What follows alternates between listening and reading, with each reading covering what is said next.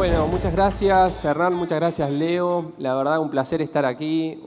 Un placer volver a Capital, al centro. La verdad que no venía hace bastante tiempo y bueno, la verdad que está interesante. Hay construcciones nuevas, cosas que antes no suceden ahora.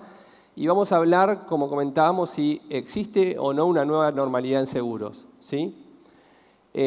La realidad que la respuesta es, obviamente sí. El tema creo que es qué es lo que nos va a impactar, hasta dónde nos va a impactar esto que está sucediendo, no solamente en seguros, sino a nivel mundial. Y la realidad que el seguro en sí mismo ha sido en general una industria muy endogámica, una industria que se mira mucho a sí mismo y poco de lo que son las tendencias en los consumidores, ¿sí? Entonces tendemos a pensar que de la misma manera que hemos hecho los negocios durante tanto tiempo, podemos seguir operando. Obviamente lanzando algún producto nuevo, ajustando algo, pero en esencial no cambiando radicalmente las cosas o tratando de hacer las cosas demasiado distintas, ¿sí? Ahora bien, no voy a traer lo que digamos respuestas a todo esto. Lo que voy a traer son más que nada preguntas a todo esto.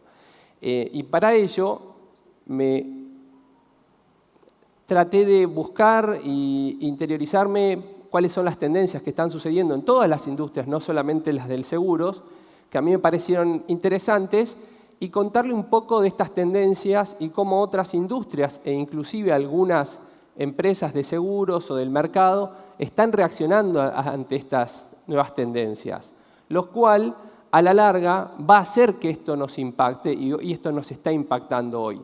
Lo que puede suceder es que no veamos alguno de los cambios, por ejemplo, en nuestras propuestas de valor hoy hacia el mercado, y que esto sí exprese una necesidad diferente de nuestros consumidores, ¿sí? La primera tendencia que vamos a conversar es una tendencia que se llama tiempo de sanar, que amablemente nos prestó el equipo de Sprout Studio, que bueno, es un monitor de tendencias a nivel mundial, la empresa, y bueno, nos permitió que compartamos esta tendencia hoy. Y luego vamos a hablar del tema, digamos, de trabajo remoto, básicamente, que bueno, esta tendencia que le llaman Remote First, y vamos a contar un poco. Remote First, obviamente, es la traducción para remoto primero, o primero remoto, que bueno, todos estamos, de alguna manera, esa sí impactó radicalmente en todo.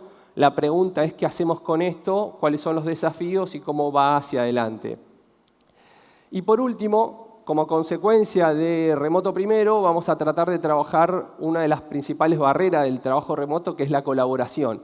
Y este mercado que durante tanto tiempo digamos, estuvo tan marcado sobre las relaciones y sigue marcado sobre las relaciones, por supuesto, hay cosas que se dificultan o hay que repensarlas o preguntarnos cómo adaptarlas a estas nuevas tendencias.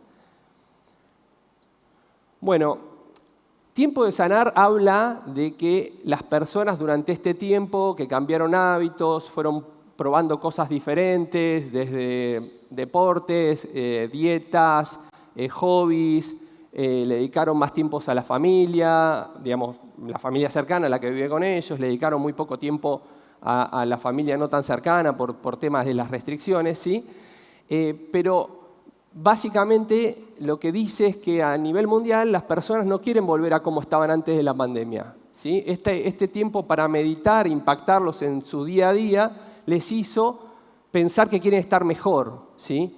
Y la realidad es que muchas industrias han reaccionado ante esta tendencia, sobre todo en líneas generales, las primeras industrias tienen que ver con las del bienestar, ¿sí? Desde cremas, desde experiencias, desde lo que antes era, por ejemplo, digamos, una experiencia de sauna de lujo, o de spa de lujo, ahora son micromomentos que quieren brindarles a las personas y las personas están muy tendientes a comprar este tipo de cuestiones, ¿sí?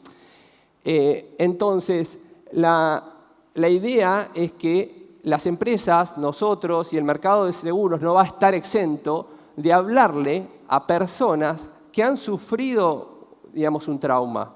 Y el trauma fue bastante prolongado. y marcó un montón de situaciones y un montón de problemáticas que antes no estaban. Por ejemplo, dos de los miedos que se enfatizaron durante este periodo son el miedo a la muerte y el miedo a estar solo.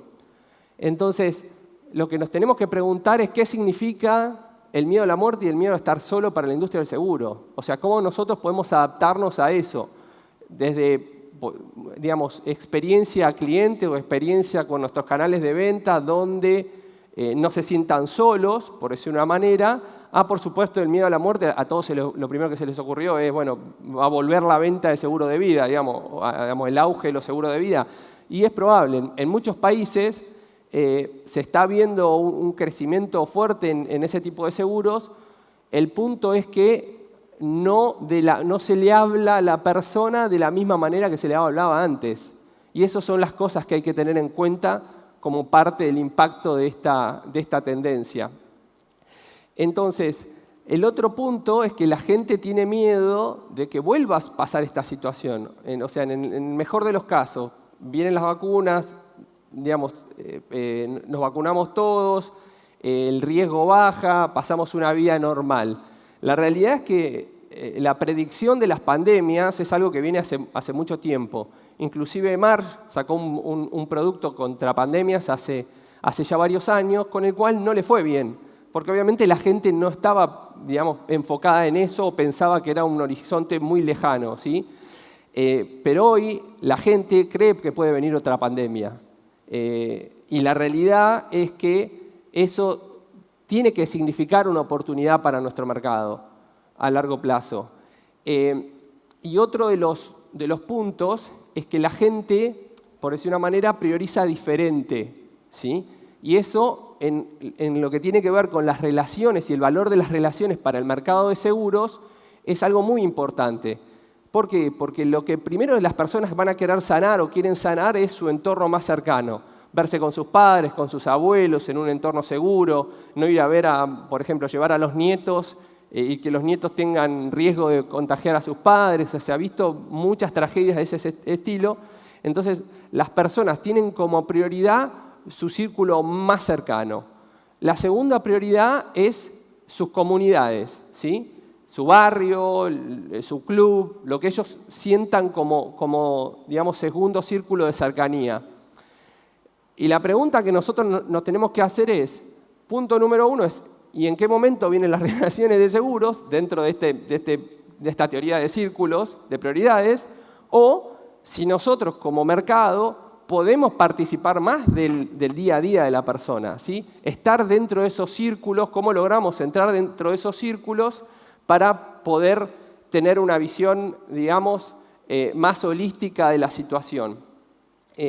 Juntando todas estas cuestiones que les estoy contando, por ejemplo, hay nuevos lanzamientos de empresas que, no sé, te analizan como el objetivo es que vos estés bien y después estés bien tu familia, etcétera, arrancan por vos y dicen, bueno, te analizan tu piel y con los datos de tu piel te dicen que, no sé, qué crema usar. Un ejemplo, ¿no? Muy simple. Ahora bien, ¿qué crema usar?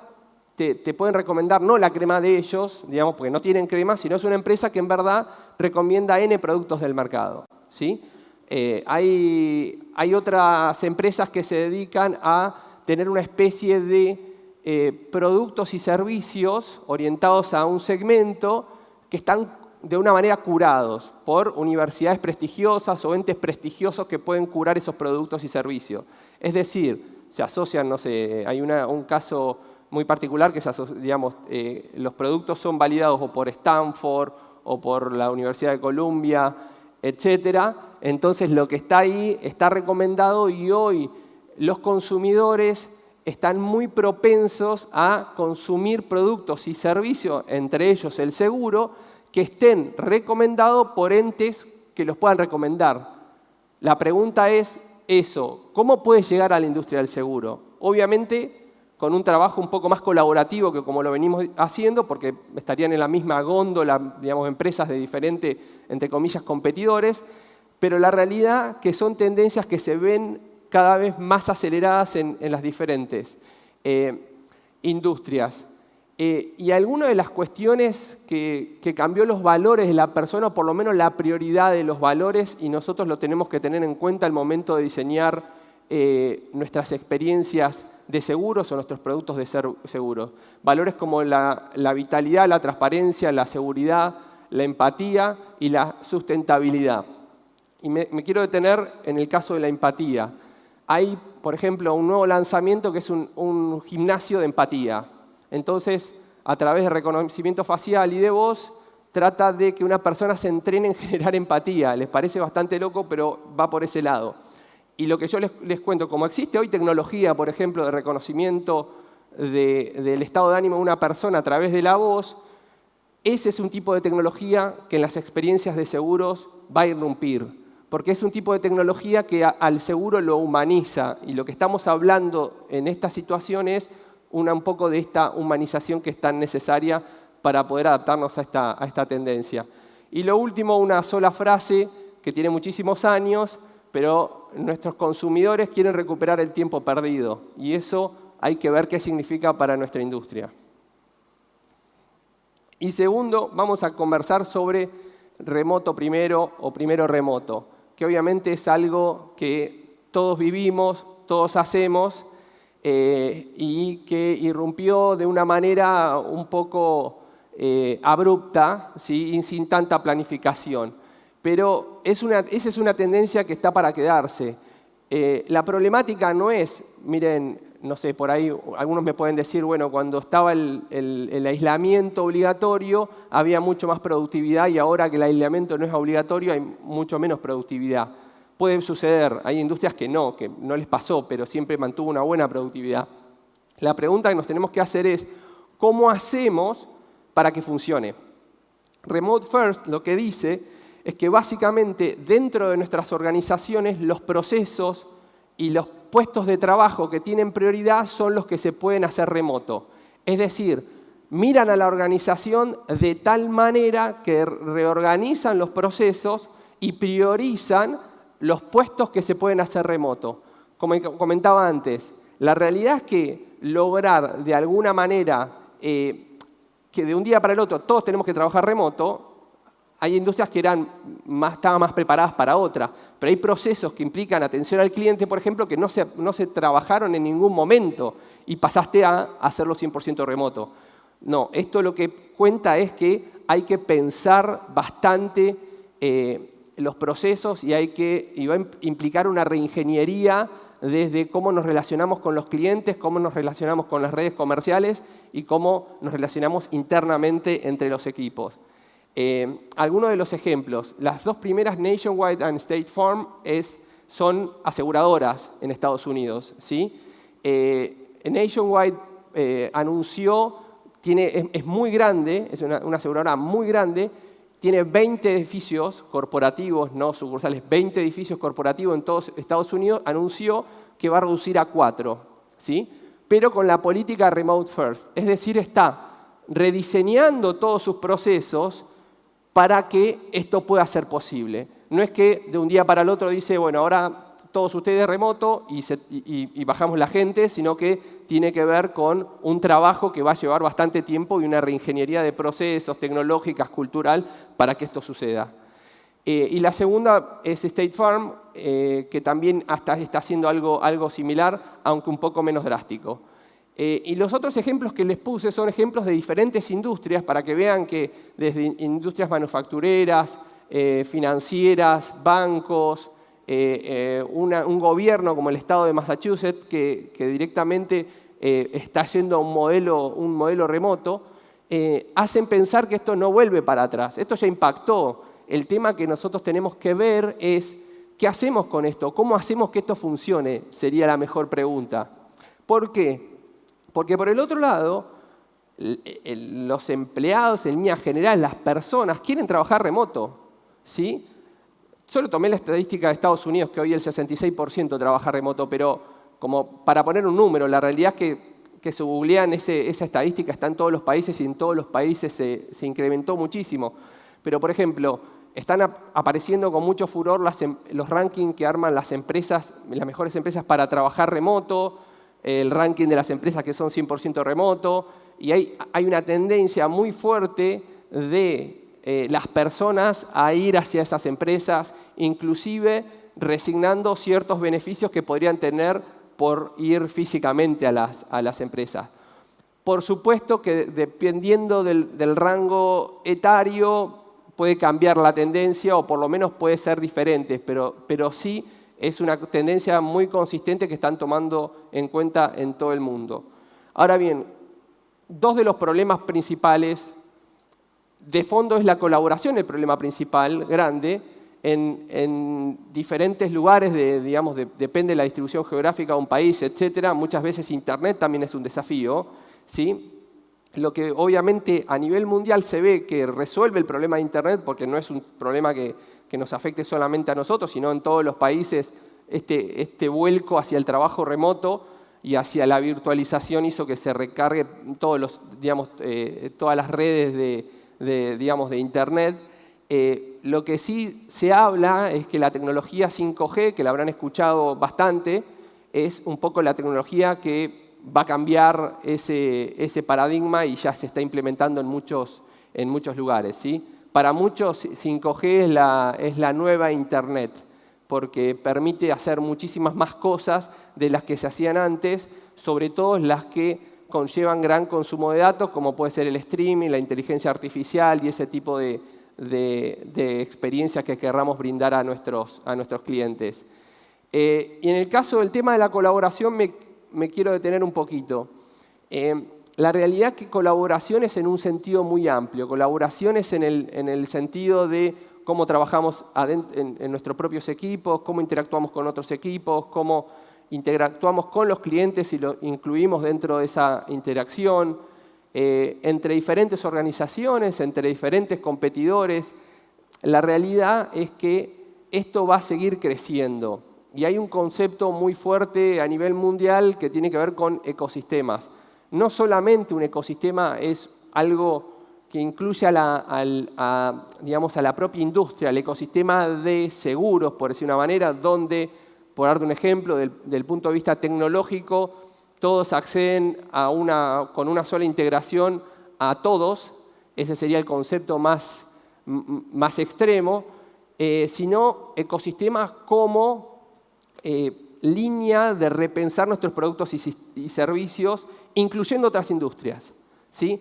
Como el seguro, en este caso, puede ser parte de un ecosistema mayor, porque para poder estar en el momento del seguro hay que estar dentro de la experiencia de la persona, y si la persona tiene una experiencia de compra de un producto X, lo que cada vez se va a ver más es que el seguro va a ser parte de esa experiencia integrada, con lo cual nos vamos a tener que integrar con otras industrias. Algunos de los ejemplos, alguna vez lo comenté, hay una empresa en Estados Unidos que hace seguro dental, ¿no? Y lo que esos hicieron, se integraron con una empresa que fabrica cepillos de dientes eléctricos, hicieron una app que se sincroniza, entonces básicamente te dice cuánto se lava los dientes o no la persona. Entonces, y en base a cuánto se lava los dientes o no la persona, te da el precio del seguro dental ese mes.